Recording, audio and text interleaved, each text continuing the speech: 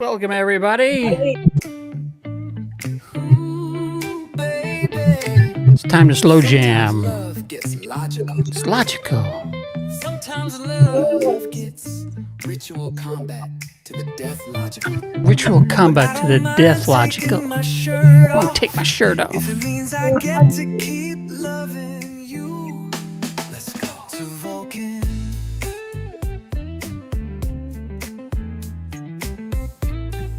Everybody play that air guitar. Girl, you know my blood's running This is hot. Pon Farr out, Every baby. 7 years, it's that Vulcan biology. Dance. Baby, got me sweating logic and tears. Supreme, did me wrong, made me fight my best friend. But when I heard you say live long, I knew I'd prosper again. Let me Pon Farr you, baby. Pon Farr you real. Don't need no love, but no, I won't. Just your love to go. I got that Vulcan passion, smooth and rare like dilithium. Gonna mind meld your soul, girl, and whisper sweet equations to you. Yo, listening to this, Verse 2. They said it's ancient custom. I said it's hot as hell. Serac and Amanda didn't teach me how to ring that Vulcan bell. But when I see you in that red tunic, working that transporter pad, I don't need plumbing soup, girl. I need your love so bad. You don't have to challenge nobody to a duel, baby. You just show up in engineering, and I'll show you what infinite diversity and infinite combinations really means. That's right, you and me, in the logic of love. Let me Pon Farr you, baby. Pon Farr you real Let slow. me recalibrate your tricorder, make your circuits come alive. From this has a very R. Kelly quality to it. Is what? There's a very R. Kelly quality to it. Ain't no Starfleet regulation can break us into. You like the pronunciation of regulation. Yeah. Yes. What do you want? I mean, it fits perfectly here on Earth. All right, Pon Farr you, baby. That leads us into this week's episode of Federation Friday, where we are discussing Amok Time. You mean the biology of Vulcans. Yes. Didn't I say that? Vulcan biology? Yeah. Yeah. You could almost see the light bulb forming above his head during the next scene. Yeah, this one had a couple of weird things going on with it. What are before we get started? What are the overall thoughts of this episode?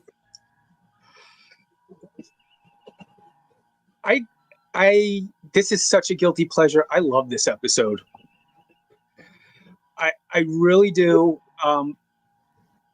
One of the things I love about it, it could be very much a throwaway episode, but there's so much that has now, from this one episode, that has carried over the last 50 years of Star Trek. I mean, Pon Farr shows up again in Star Trek 3. It shows up repeatedly in the series. T'Pau shows up again in Enterprise. And she's got a band. And she's got a band. She recorded a hit single. There's just so much in this episode. There's a lot of history. There's a lot of Spock is giving so much background, except for his parents, which we still kind of keep under lock and key. But yeah, I love it, because everything that happened here carries through. Unlike another main character who has this great backstory and is never referenced again, this kind of follows through the rest of the iterations, and that's what I love. And T'Pring now shows up on Strange New Worlds. So Yeah, isn't she different though? Isn't she? I mean, because I remember watching that one episode of Strange New Worlds where I think they were sitting together, or was that STD? no, it was definitely Strange New Worlds, but they also give her much more of a backstory. She is a I want to say psychologist working to rehabilitate Vulcan criminals. And I don't know when you punched out or not, but I don't know if you saw the reveal that one of the prisoners that she's treating is Cybok. Yeah, I think I punched out like minute 5. Yeah, we only see him from behind, but yeah, they make her a much richer character and actually invest some feelings into Spock. And Deb, what do you think of this episode? I love this episode. For me, it feels like, especially Spock, McCoy, and Kirk, we're in that groove now, the good groove, where they're just bouncing off of each other. They're working really well together. I just love that. Yeah, it's probably one of it'll definitely be one of my top episodes for season 2. But yeah, and again, Spock, great acting, throughout this whole episode. The slight insult at the end to Pring's other Ston. Yeah, he just hits him right between the eyes with that. that was great. Yeah, I thought that line was weird. We'll get to it when we get towards the end there. I thought that was really weird. And can I just say one more thing? The music in this episode, iconic. Yeah, That some of the musical refrains have showed up outside of Star Trek. With the fight the cable guy. I mean, there's other instances, of course I can't think of one right now, where we've heard the Kirk fight music come up again and again and again. Yeah, I mean, just such an impact. And Debbie, to bounce on something you said, I think this triumvirate of McCoy, Spock, and Kirk, like you beautifully said, congeals here into what it's going to become for the rest of the series. It also coincides with D. Kelly being listed in the main credits along with Shatner and Nimoy. Oh, I guess I never even noticed that. In season 1, he's not in the credits, and by season 3, he's the third lead.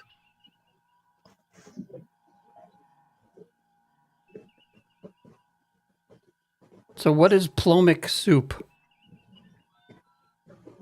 I don't know, but it looks purple. I think it looks like beet soup.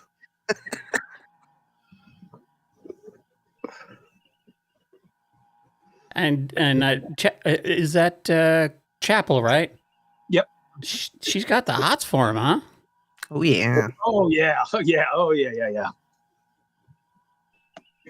And does that carry on throughout the series?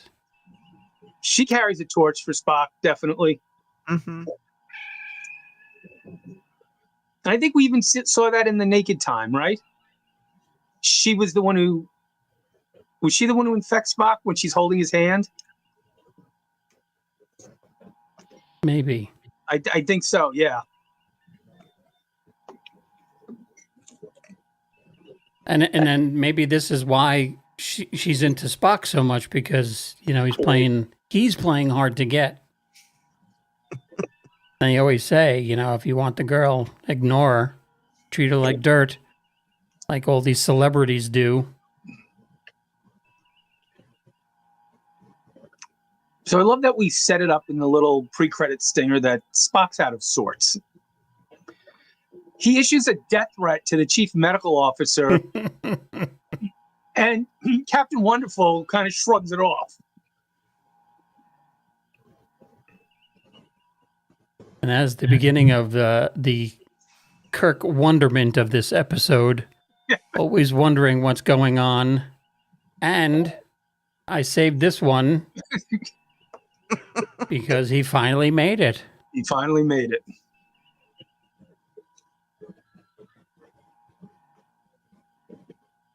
Now, what do you know about this episode as far as the writing and stuff like that? From first draft to end draft, it didn't really change that much.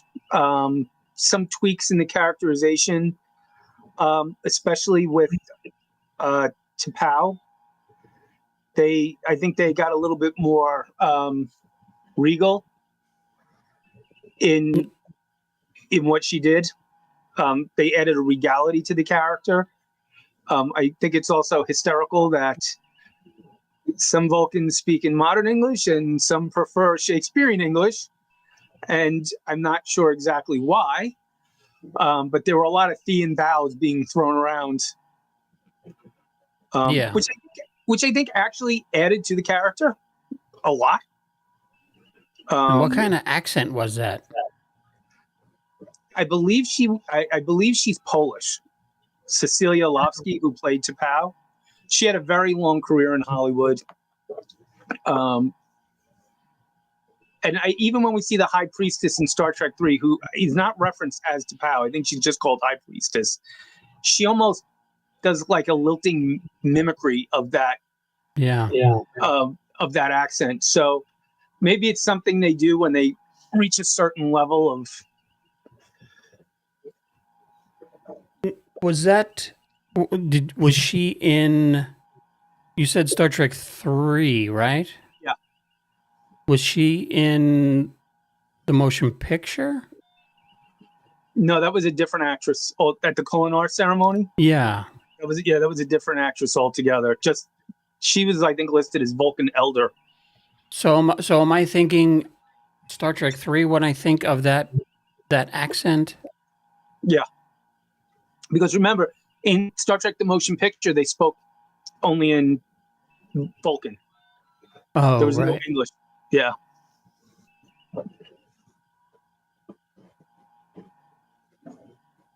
And here we see it's Vulcan and not Vulcania because Yes, he is a Vulcanian. We've switched over.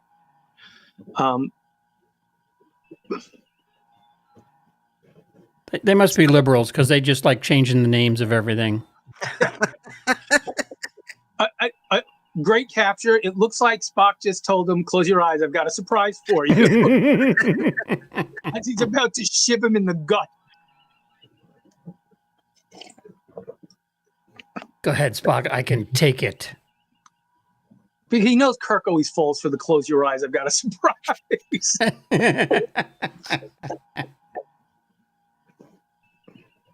Now, do you think he sees the knife here and they go, I better alter course. I think he's just confused why Spock has a letter opener since they don't use any paper. I don't know I don't think he sees it. Oh, really? I thought he did. And I love the fact that Spock's got one of those statues you see in every Chinese restaurant on Long Island in the back of his cabin. Yeah, that's a bear, right? It's some kind of statue thing. I don't think it's a bear. It's supposed to be the Vulcan god of death. That's that's Spock's podcast studio. Yes. And notice he's got his screen up for practicing hiding in his quarters. That's where he does his hiding practice. Well, it's so when he's on camera, they can't see his tricorder in the background. Oh, you know what? It's a privacy screen for when he gets changed and he's got guests. They can't see him get dressed.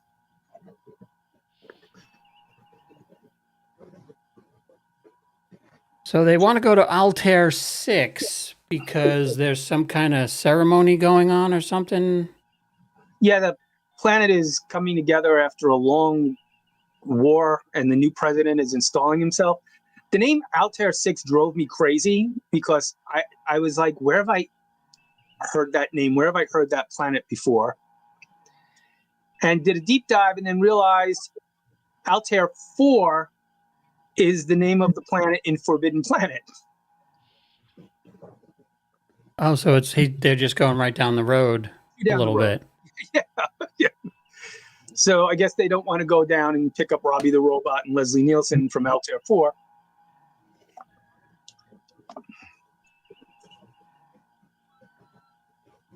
We have Kirk hungover.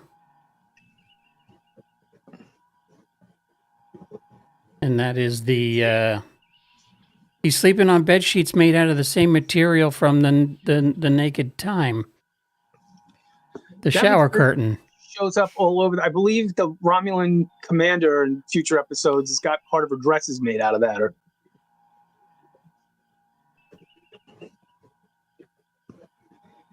And no one in the future sleeps under blankets. They always sleep on top of this thing. Let me tell you, I would not be able to do that. I need, even if it's 90 degrees, I still need a heavy blanket and a comforter. Yeah, I can't sleep like that. Yeah, I want one of those 400-pound blankets to sleep under. You guys are weird. Well, we don't flash. I don't either. You know what? It's a growing up Northeast thing. You always have to have blankets handy because, especially on this island, the weather can change in 15 minutes. Oh my gosh! Here it was 85 degrees, and now it's 62 within hours. Yeah, right now it is, because we hit like 80 today, and don't open a window. 64. And here we see our first of Chekhov. Yes. Welcome aboard, Mr. Chekhov, and welcome aboard, Mr. Chekhov's wig.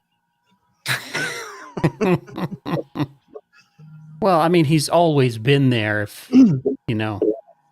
Well, the conversation between him and Sulu, I mean, it was like, they're old friends or something.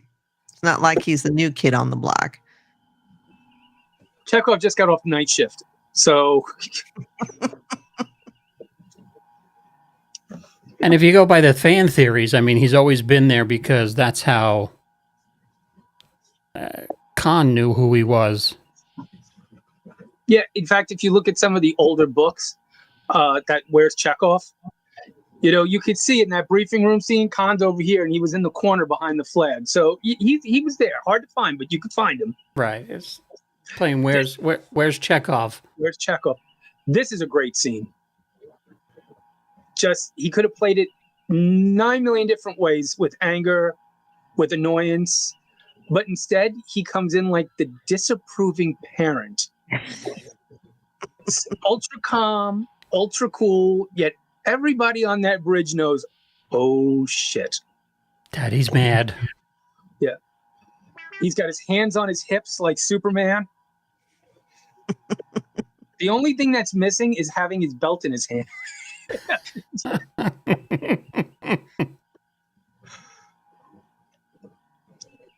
So they send him down he sends him to sickbay to see what's wrong with him. Yeah, we get a slightly larger sickbay design here. We have a bigger office for McCoy, more tables thrown in. Some of them are on hinges.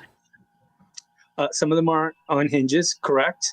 That's the what the gravity track to stretch out Spock's back. Yep, we still have those stupid foot pedals in the middle of the wall for some reason.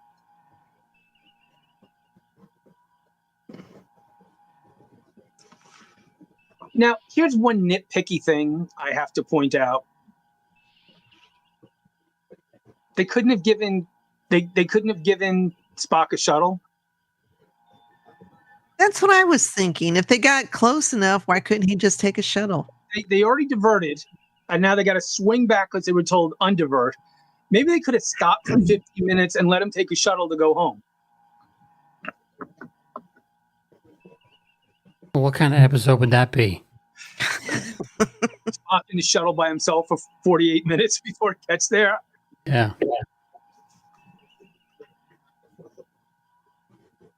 And where did all these plants come from in Kirk's quarters? We never see them again.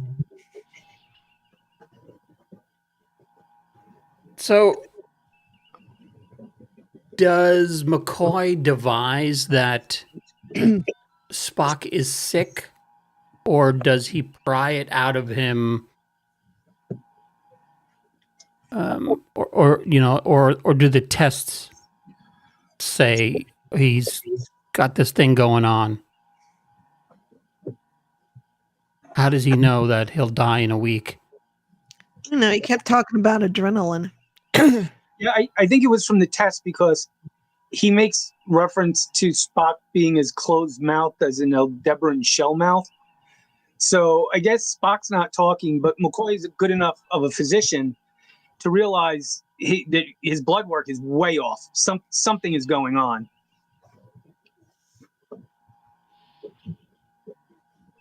There's the Kirk. What you talking about, Willis? Maybe we need a compilation of stumped Kirks.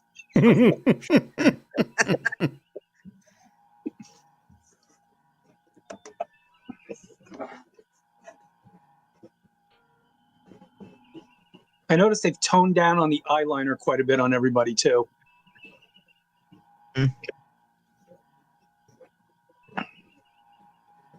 And I thought this was really, really strange. I don't know if I would have gone. Now, has Spock not seen T'Pring in that long of a time? Is that the only photograph that? Is that the only photograph he's got of her where he's, Is this probably the last is this time Hunter Biden's computer?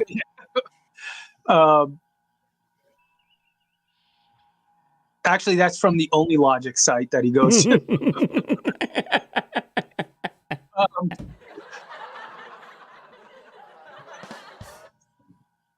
I think this is probably last time he saw her at the betrothal ceremony, because it's funny. This whole set here that was not there in the original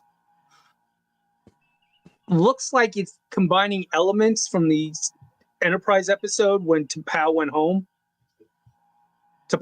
excuse me, to visit her mother. Because we have the gong hanging in the background. We've got some kind of plant thing going there. So I'm not sure, but this is definitely an enhanced shot. But doesn't this happen like every 7 years? Wouldn't he have to go home every 7 years? I mean, how old is Spock at this point? Yeah, that's what I was going to ask. Because he's not 14. Every 7 years of a Vulcan adult male's life. Now, begs the question, are we talking every 7 Earth years or every 7 Vulcan years? Or is Spock maybe a little out of adjustment because he is half human? Or do they get to play the field until a certain age and then you got to get married to the one you're betrothed to?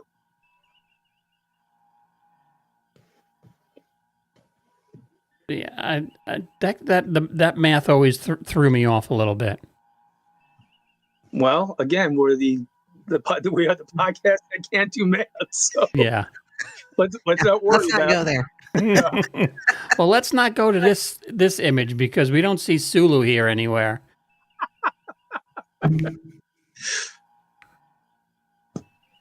So.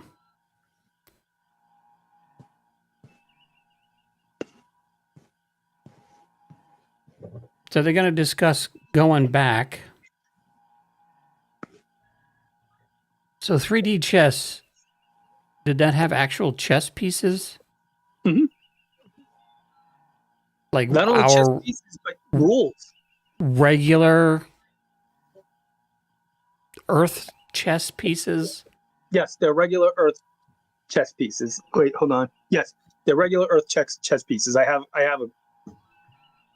a set, and it's not that hard to play.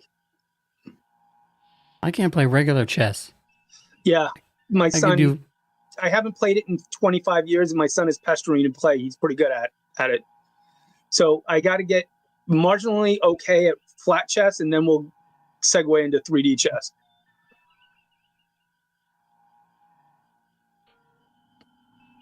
And there's Okay, now- Spock again with the letter opener. Now it looks like he's got a magic wand. Harry Potter. Is that he's casting the Pon Farrius Moronis? Yeah.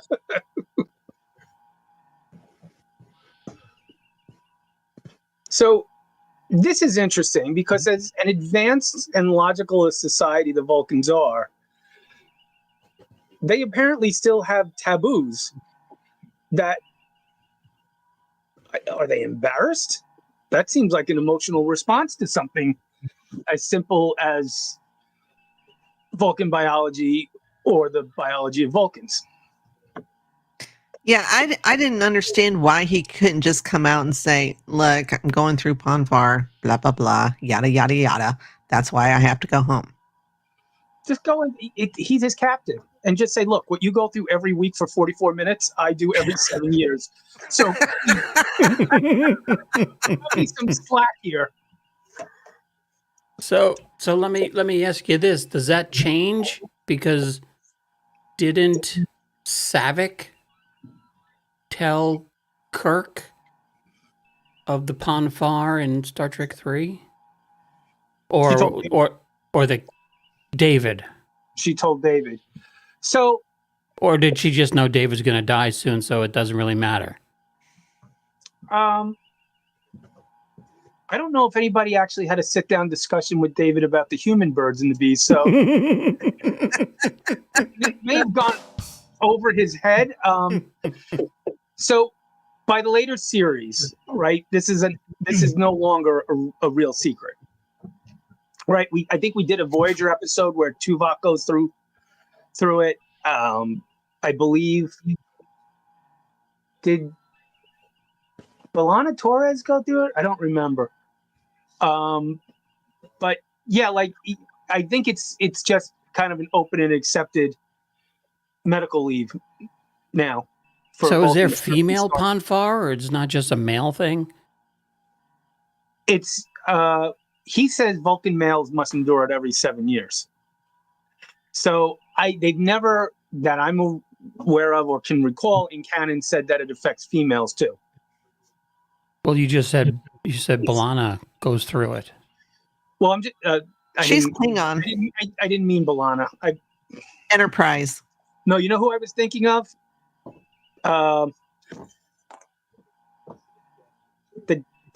The Vulcan doctor who appeared in 2 episodes of Next Gen. What the hell was her name? Dr. Slar. I think there was a line of dialogue that she was unavailable, having returned to Vulcan on Pon Farr medical leave, but it was deleted, and I think they deleted it because they realized the original dialogue said only males go through it. So, Okay. yeah. And I got that confused because she was half human, and I was thinking of Kalar, who also was played by Susie Plaxton, who played Dr. Solar. So there you go. Okay, well, you're forgiven then. And here comes the most awkward exchange in all of Star Trek history. I rewound this 3 times. I'm like, okay, what is he missing? I mean, you can't come out and say it more plainly. I laughed throughout this whole scene. Yeah, now, again, we're talking 1960s Family Hour television. And the main character is essentially super horny. So for the time, I think they had to walk a tightrope, which I think they kind of do effectively. but it was almost like the awkward conversation between a father and a son right before he goes out on his first date.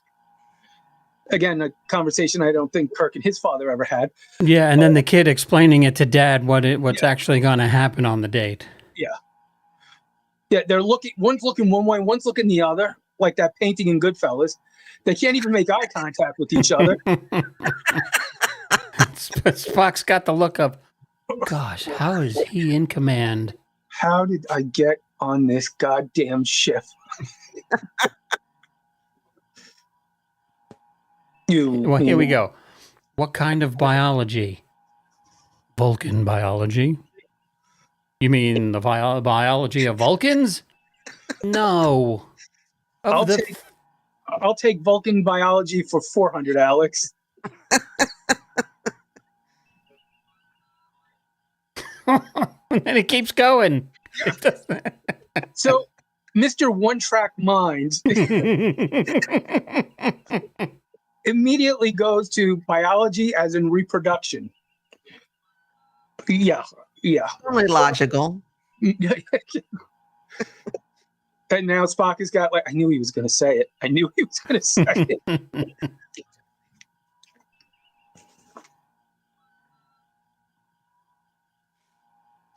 we get this nice speech about how this is a holdover from pre-Vulcan history, and that it's the price they pay for suppressing their emotions the rest of the time.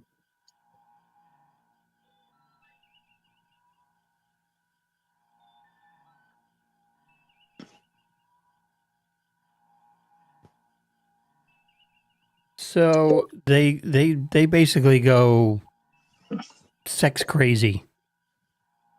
Yep, pretty much. It's like Vulcan Rumspringer. What was that? What was that other one? What's that movie with, I think Paul Rudd is in it? It starts with a W.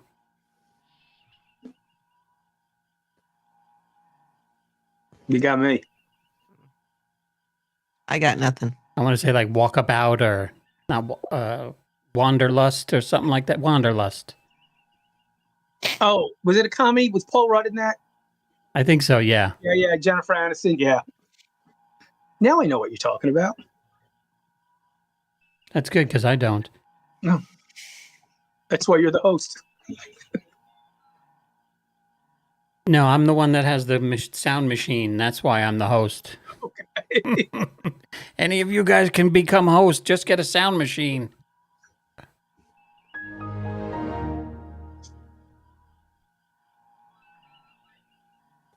And now we get this beautiful monologue.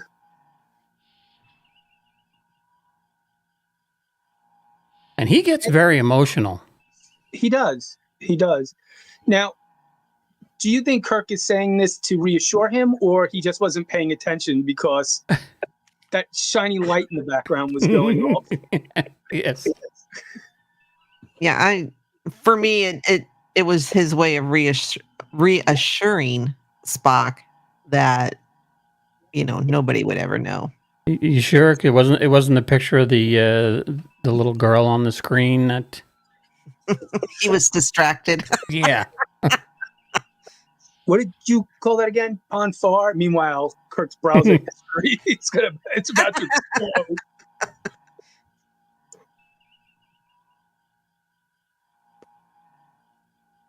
Here are Abbott and Costello going through their routine. Which, the two of them together was actually, I enjoyed their banter back and forth. Yeah, I think honestly that swap out seat during season 1, it was hard to build any kind of camaraderie there. Mm-hmm.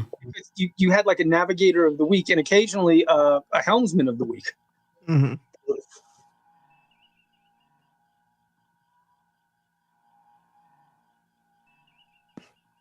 And there's Spock taking care of his computer because he realized there's no more updates for Windows 10. What do you mean Flash isn't supported anymore? And this to me, this is one of my favorite scenes in the whole episode. This is really the first time we see Kirk say, "To hell with orders. Mm-hmm. I'm going to do the right thing." And he's got a real legitimate. He's not flying off half-cocked. He realizes there's a life at stake. He's going to do the right thing, and he'll worry about the consequences later. Right. And it's about Pon Farr, so he's full cocked. Yeah, yes. I'm going to get my first officer laid. I mean, that's really the whole thing. And there's no greater calling for James T. Kirk to help in that matter.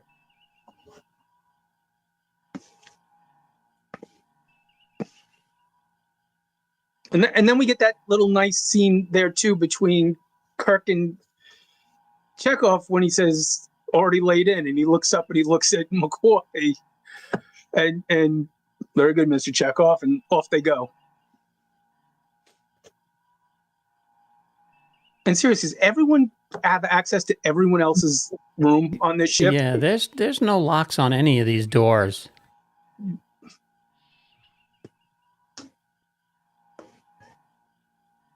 Well, here she comes ruining the surprise. And now he wants soup.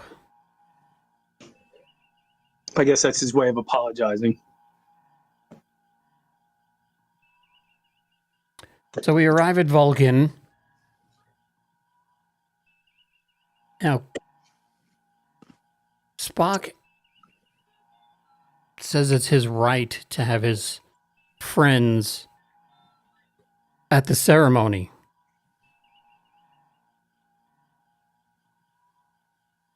Do you And why think didn't he tell Kirk it was to the death? If, I mean, even just for himself, it's to the death if there's a challenge or anything. I don't think he anticipated there being a challenge. Like the whole, like, just I'm going. It's a small ceremony, and then we're moving on. I get the sense that the challenge hadn't been called in quite some time.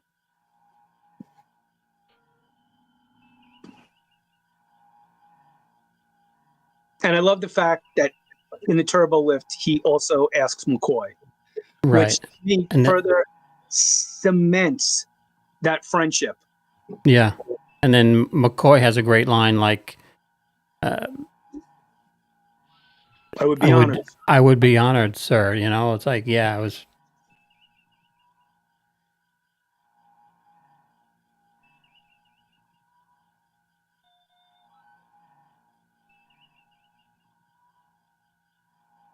Well, didn't he just say that's... He called her name, but he didn't say. He just basically said, if I remember the dialogue correctly, parted from me but never parted. Like, he doesn't say my fiance, my child bride. Yeah.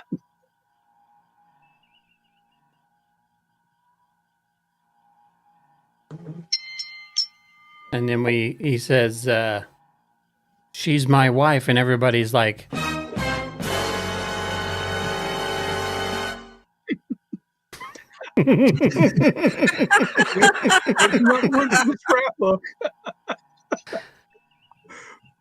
so we have Uhura. Yeah, Uhura's like, who You didn't is tell she? me I was helping you have sex with your wife. That's a little different. I didn't know you knew her. Yeah. She is my wife.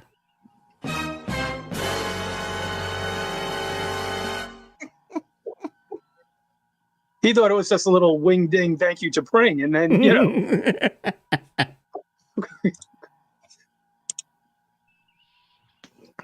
Yep, beautiful shot for the remastered edition. Now, I said that to myself also. I was like, wow, this is really cool looking. But why don't they just beam on the other side of the mile-long bridge? Oh, you mean like they did in the regular edition? Yeah. And taking a page out of Imperial design, no handrail. Well, what is the problem with putting up handrails in the future? I mean, but I do like the shot of Spock's hometown in the background, which is a little nod to the animated series episode Yesteryear.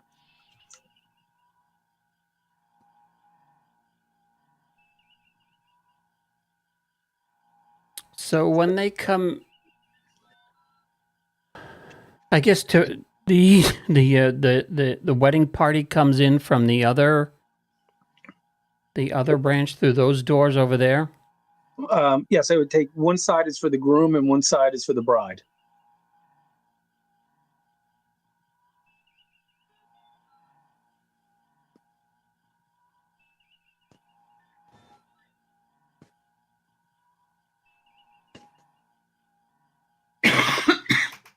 So Kun Ut Khalifi. Kunta Kalafi, yes. And is that's the wedding ceremony? Is that what it's called? Yeah, that's where the formal joining will take place.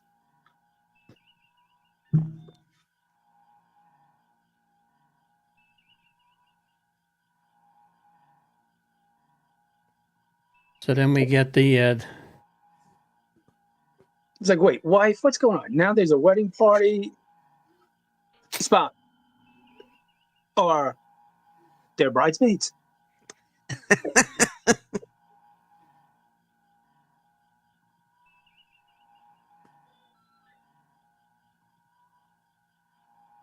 So is that the legal age of consent on Vulcan? Because for God's sake, nobody tell that to the captain, please.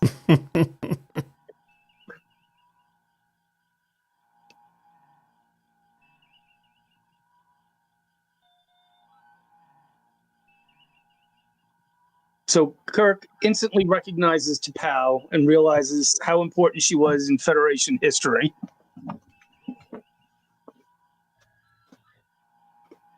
Now, do you actually think this means that, if she's officiating, that Spock's family is important?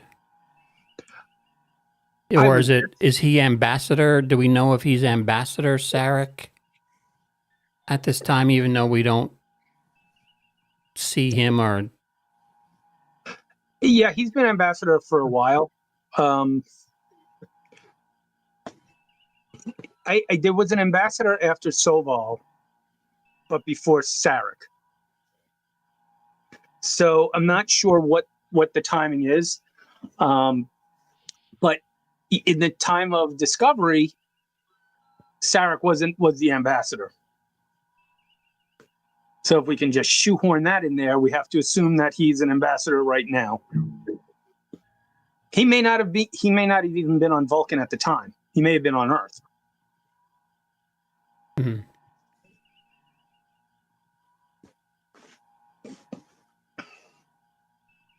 And she was awesome. Fantastic. I've actually caught her in old movies, and as soon as she opened her mouth, you're like, "That's T'Pau. That's T'Pau." She is fantastic. The last thing I saw her in about 6 months ago was the St. Valentine's Day Massacre with Jason Robards, and she played the mother of one of the gangsters. And great, mediocre movie, but she was really good in it. And Stahl, is that his name? Stahl? Stan. He looks familiar. I didn't recognize anything that he had been in when I looked him up, but he looks very familiar, unless he just looks like a Vulcan. You're close. He was in Balance of Terror. He was one of the Romulans. He was the one who signaled the command and got reduced 2 steps in rank. Oh, okay. Yeah. All right. Yeah, because I'm saying, he had the helmet on. So, yeah. He reprised that role in a fan film a couple of years ago. Of Stone. Oh, yeah? Yeah. There's a fan film called Of Gods and Men. and he's in it, and the guy from Ferris Bueller, Captain Harriman's in it, and Chekhov and Uhura in it. Oh, I started watching that a couple nights ago. Yeah. And there's a couple of other people who were in different Star Trek episodes were in that one. It's not bad. So now she's complaining that the Outworlders are here, and Spock says they're my friends, and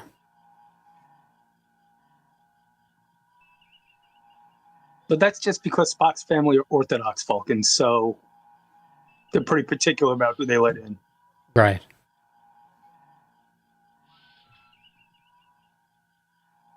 And then apparently she's also part Mandalorian. So, and this was annoying. You know what? I had to mute it for a little while because those bells, I felt like Peter Sellers in the Quasimodo outfit. The bell. Interesting reuse of the Romulan helmet here. Again, money saver, so they didn't have to do the ears. It was cheaper to redo the helmets and spray paint the helmets than it was to do the prosthetic ears. And I guess they told the prop master, I need the most annoying alien musical instrument you can think of. And yeah. 7 bells what kind of shape is that? In a coffin shape. With 2 handles. Yeah. And make it look like a clothesline. Okay.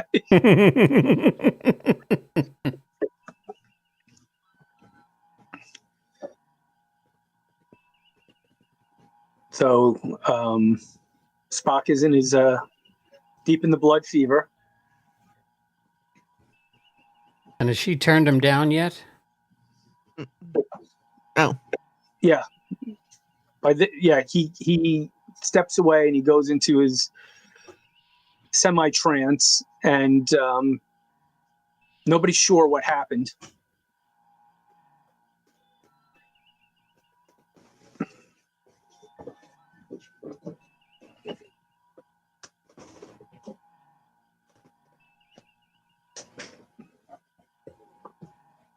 Nice little I mean, Nimoy was really good. Excellent.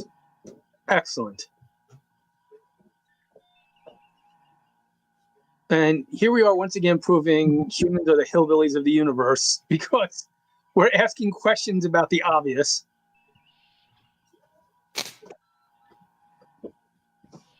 And interesting enough, I think they make reference to T'Pau being Spock's property. How the hell are the Vulcans so advanced that that's still the way that they kind of look at marriage and women in their society?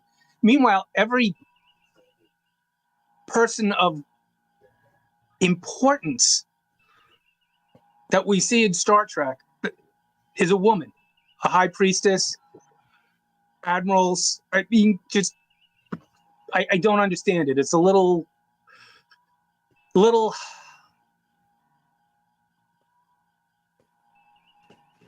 What's the word I'm looking for? Matriarchal. Yeah, there's a matriarchal sense, and again, it may go back to this ancient. The Vulcans, for logical people, really embrace their ancient roots. Right. And then here we have Kirk in his "so she's available" pose. My God, those 2 guys in the back look like the baked potato twins. I just noticed that. Excuse me, isn't it a desert planet? You're wearing aluminum foil.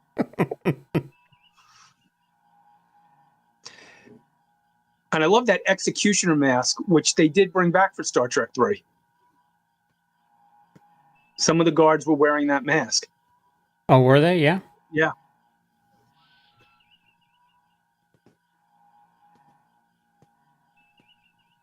So Spock's trying to get Kirk out of this thing because he knows what's coming. He says his blood does not burn, but his urine has on many occasions.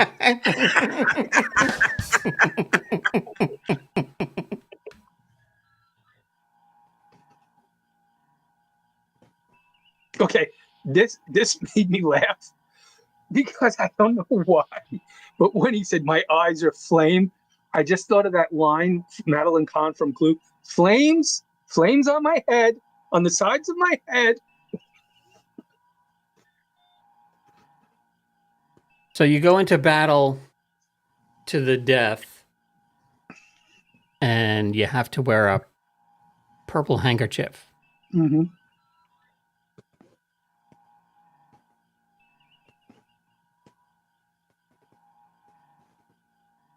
So who would she have selected then, McCoy? I mean,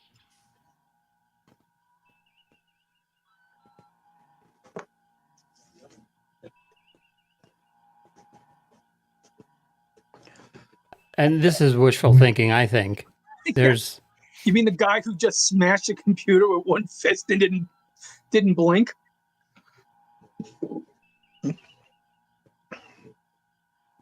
I can knock him out without really hurting him. Yeah, well, you're not going to really hurt him. Yeah, McCoy's like, did he just say that? Does he realize if he hit somebody enough to knock him out? Yeah, well, Really McCoy's like, well, maybe you and 100 bears.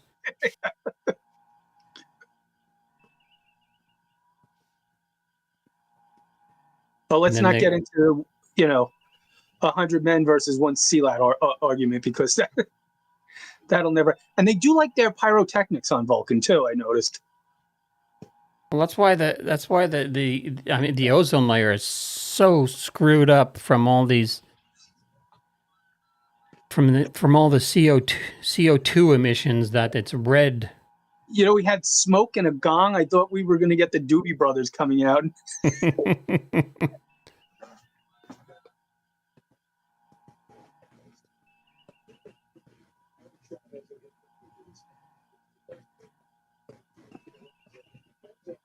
So he accepts the challenge, and then there's a lot of purple on Vulcan. Is that like I guess that's the royalty color, right? Purple. It was for the Romans.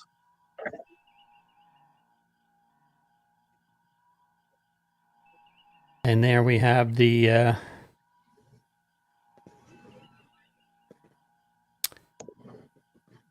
knowledge of Kirk. He can figure all this out on his own.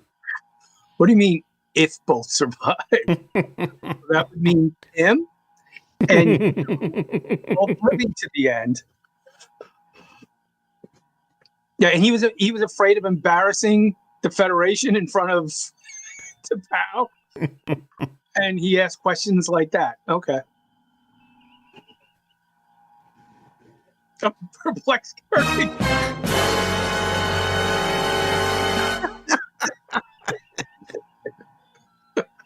He's like, help.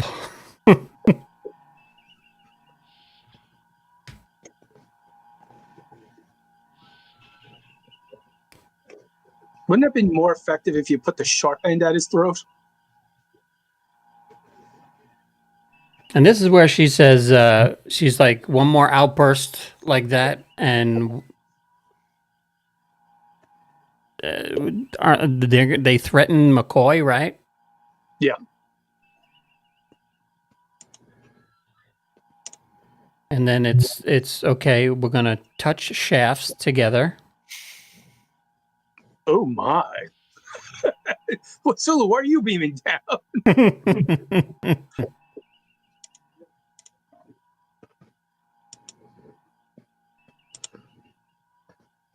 And I have to say, sometimes this remastering is no friend to the stunt doubles. Like, I could not believe how obvious the stunt doubles were in high definition. It wasn't even close. Well, this guy looks like he's about 8 feet tall. Yeah.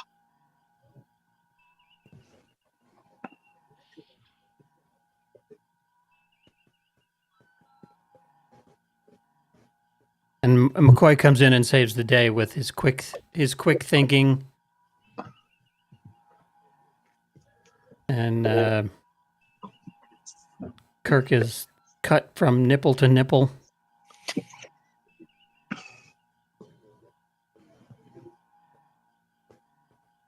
So he can compensate for the atmosphere by giving Kirk the suppository. I was going to say, it looks like it's like one of those turkey plungers that tells you when the turkey's done.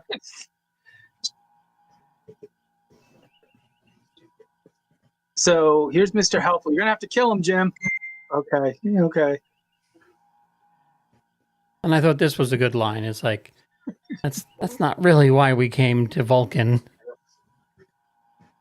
But you dying, that's why we came to Vulcan.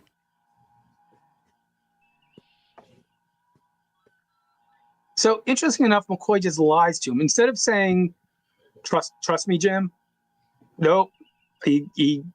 Well, again, I guess he realizes that Kirk is only half paying attention most of the time anyway, so he could have told him anything. Yeah. It's a vanilla shake. What's in the shot? Unicorn farts. What do you care? Just take the shot. It'll help you breathe. Yeah. Fentanyl. Knock yourself out. Go ahead. So then now they're given the ratchet straps to holds down luggage. And we're going to battle over an open fire. Barbecue Kirk.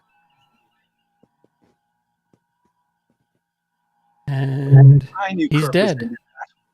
I said I knew Kirk was into that. Yeah.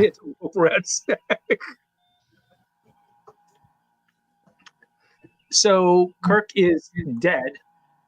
He is. More purple. And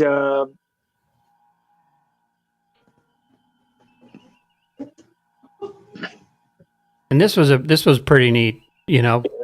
McCoy goes up to him and says, "Well, you know, I guess what are your orders? You're in charge now." And he's going to actually go turn himself in for killing the captain. Now, interesting enough to your earlier point, McCoy simply walks off screen and we hear a transporter but don't see it. So he could leave from that spot but not beam down into it. And that was a nice money-saving decision. Yeah.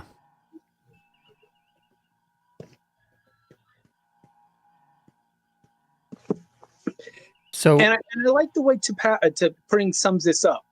Like, yeah, she's a real crafty one, isn't she?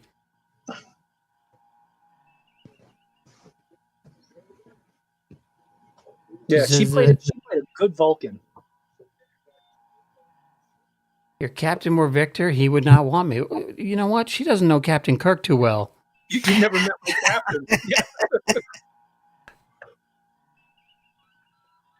Now, would there be if, like, say Spock loses and Kirk wins and then decides, hey, you know, she's pretty cute. Can she re-challenge, or is that it? That's it.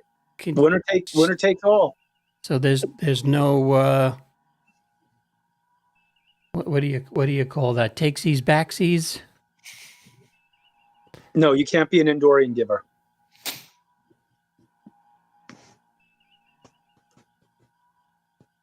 Yeah, this was just so cold and so beautifully presented, and I hate to use the word logical, but it's almost flawless in her thinking.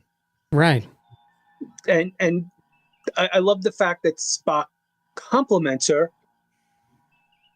on the flawless logic, and she actually seems moved by the compliments of her duplicity. I mean, it's yeah. And then I thought, you know, him saying that it's flawlessly logical. because you realize he understands what is happening, and then he says that he turns right to Stan, and Stan is standing there, and Spock says, well, you can have this psycho bitch for all I care. I thought that So it's not quite out of his system yet. yeah, he's still harboring a little animosity. May linger for a day or two.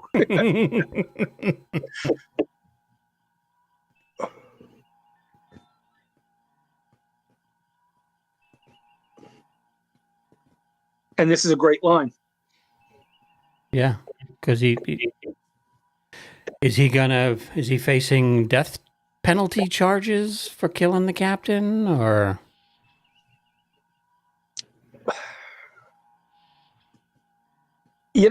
That's a good question. He was simply,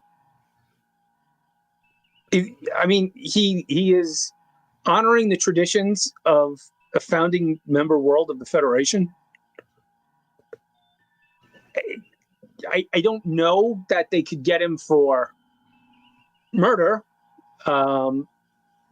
They would probably have definitely reduced him in rank, at least, and he'd never command a ship. Mm-hmm.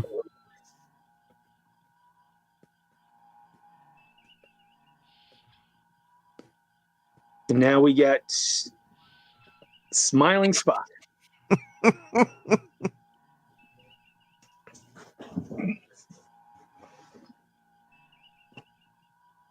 That was And no there's- tryout stuff, man. And he figured it out finally, right? It was an antibiotic for my gonorrhea, but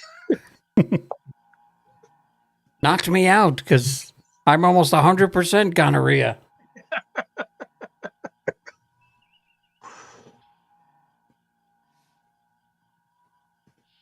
so interesting enough, they throw Chapel out to have this discussion.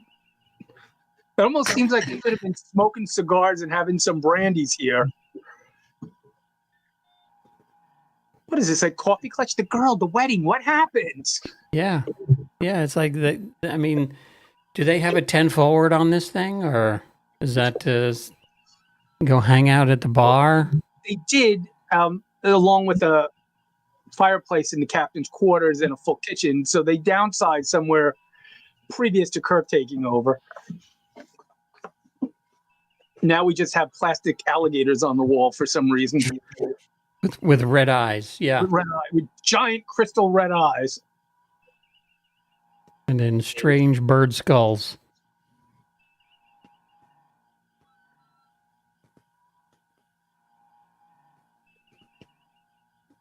So murder was the case, and he suddenly lost interest in. Yeah, the Pon Farr leaves when you kill somebody, I guess, huh? There's probably a lot I could say comparing the two, but I'm going to let it go.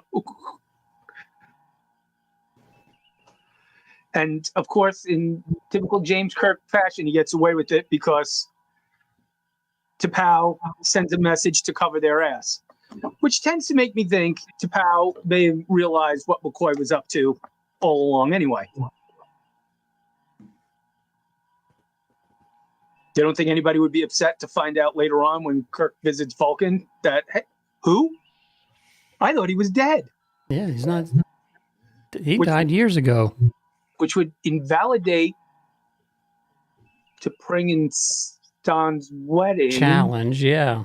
So it's best we don't think about these things. Yeah, never mind. Never mind. Yeah. And then they're off on their next adventure. Yeah. And that was a good one. I enjoyed that. It's different. You got to see sides of all three of them that you never really saw before. You know, the McCoy. He just seemed like a different character now that he's in the credits, and the idiocy and stupidity of Kirk, asking questions three 4 or 5 times and still not getting it. Still not getting it. But then I pretends like he does by the end of the episode. Yeah, He's like, I understand all along. I wanted to be in on it too. I knew what was going on. I was playing dumb. And again, we get to meet Chekhov, and now it feels like everything is more in place than it was. We're not calling them Vulcanians. Starfleet is now a thing. The Federation is now a thing. Mhm. Everybody's got their kind of assigned roles that they're going to play, and the first time that we go to a homeworld that's been talked about all through season 1, we get to see Spock's home, the most interesting character on the show, arguably. We get to go home and see what Vulcan is like. Right. We get to see other Vulcans. Still not his parents, though. You give it a little time. We'll get there. We'll get there. So what do we got coming up? What is the next episode? Who mourns for Adonis? Yep. Is that the one with the green hand or the blue hand? Yeah. And they all look Okay. like Greeks. Hallmark did the ornament last year of it, I think, or the year before that. And there's a follow-up to that one. Yes. Have you seen the follow-up? The phase 2 one? The Star Trek Continues? Yes. Yeah, I saw that one. Interesting. Yeah, they did a good job, and they got the original actor too. Yeah. Yeah. Which was amazing. Maybe we'll follow up with that one because I've spoken to Vic Mignogna Mhm. A couple of times at conventions down here, and he's offered to be on the program. So it would be cool to have him discuss, or maybe I can contact him for next week and we can get his insights on this original episode as to where he came up with the ideas for the follow-up. Well, thanks for watching, everybody. I appreciate it. This was a good one. I enjoyed this episode. This is probably a 6 or a 7 for me. I'd go 8, to be honest with you. Just for the music, just for the first time we visit Vulcan, just for D getting his name in the credits, and Chekhov's first appearance. You know, if this was a comic book, this would be a highly collectible one because it's full of firsts. Mhm. Right. I'd go 8.5. Yeah, It's- I'm taking a point off for those washboard bells. Yeah, those are kind of annoying. So- Yeah, I would go 8.5, but the shuttlecraft thing just kind of bothers me. Even a throwaway line that the shuttles were all repaired, or they haven't gotten a replacement since the Galileo got destroyed. I would have bought that. Yeah, I guess constantly the forget parts to are have on order from Altair 6. We're actually going there to get the parts to have it fixed. Ugh. So, Deb, what do you got coming up this week? Monday, I will be on MCU Monday, and we're talking Thunderbolts. Gonna go see it tomorrow morning. And then Thursday, we are talking Andor, the third arc of the series. How do you feel about Arc 1 and 2 so far? Oh, I'm loving them. It's just like season 1. Slow burn, but it's so good. Yeah, to have all these people like, all you guys, I got chewed out on a Chris Gore video because I said Star Wars is a slow burn, because it's a good hour before even the first Yeah. part of Adventure, because when they're flying out of Mos Eisley, it's an hour. And everybody's like, wow, you just like spaceships and explosions. And I'm like, what part of... And don't forget, when we get to the Death Star, we spend a lot of time going around, and then like 15 minutes after we blast the stormtroopers trying to figure out where the princess is, and then a couple of minutes getting to the elevator to go. I mean, it paces itself, which is fine. I think storytelling these days goes far too fast, and you don't give the story time to breathe and develop the way it should. Right. And the same with Empire. Mhm. I mean, how many minutes is it before the Walker attack? And Is I that- will argue the prequels is a slow burn all the way up to the end. Not just the individual movies, but the whole story is a slow burn up to that last film. Yeah, and that was the thing that I got chewed out for, because I told Chris, in the comments, I was like, because he's saying, Star Wars to me is faster, more intense. Just because George Lucas said faster, more intense about acting in one scene, the whole show is not faster, more intense. It's world building, and I would dare argue Star Wars' best moments are the talk. slowed down,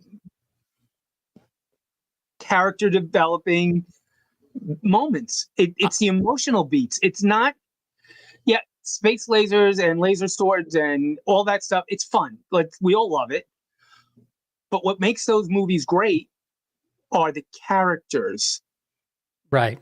And that's the thing, characters drive story, not special effects. Special effects service the story, but characters drive the story. And that's what I mean.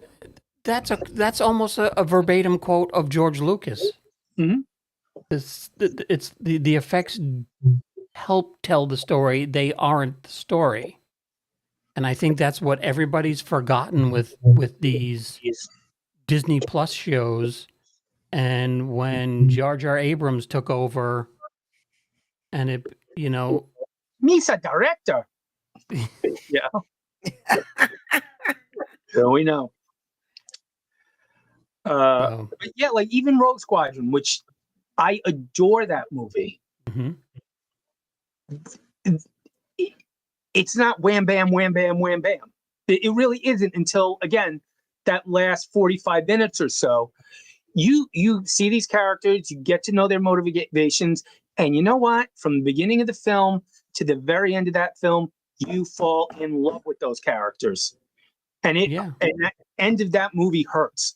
There has to be an attachment to the characters, and if you're not attached to the characters, Well, one of the complaints I see a lot is, why do we have a series about a guy we don't care about? And it's like, well, it's not really, I mean, yeah, the show's called Andor, but it's really about the beginning of the rebellion. yeah.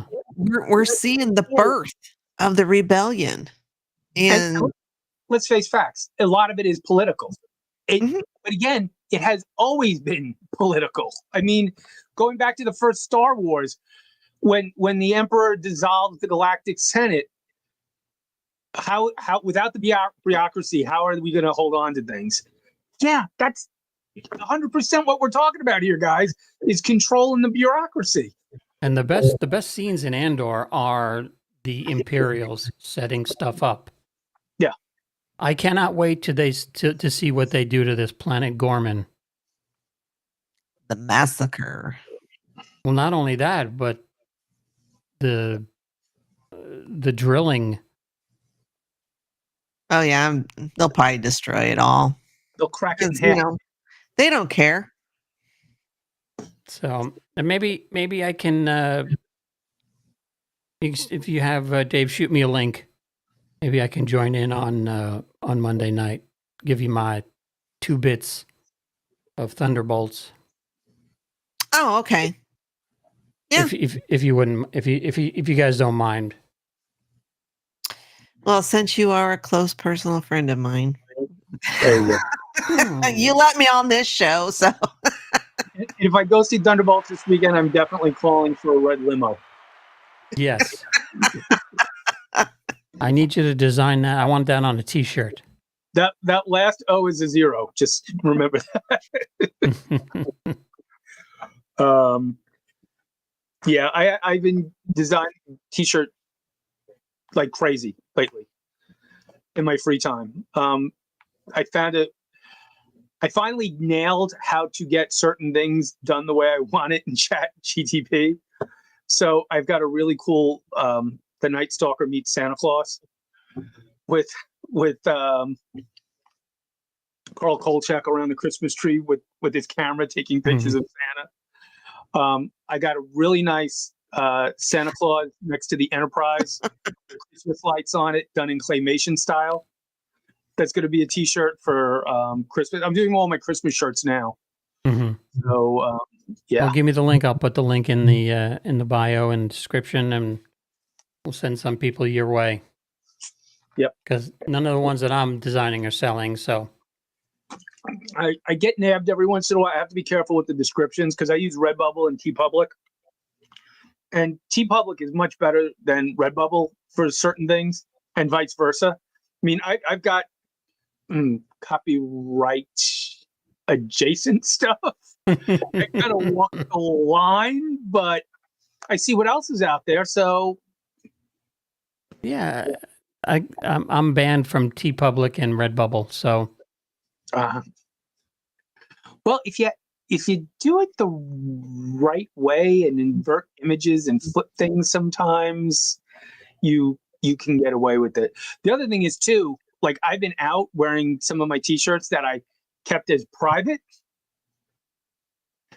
and people are like, "Oh, I love that shirt." I just give them the link and say, "Here, go there," or give me your information. I'll send you the link.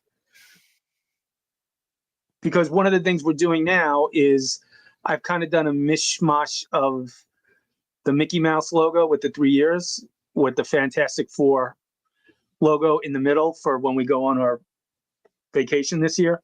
That's going to be our vacation shirt. So one site had it up for a week and then blocked it, and the other site hasn't touched it yet. So well, damn copyright. Can't steal anything anymore. the only thing that has repeatedly sold like crazy is my Jaws re-elect Larry Vaughn mayor of Amity. His kids were on those beaches too. That shirt and sticker and mug, that thing just flies like crazy.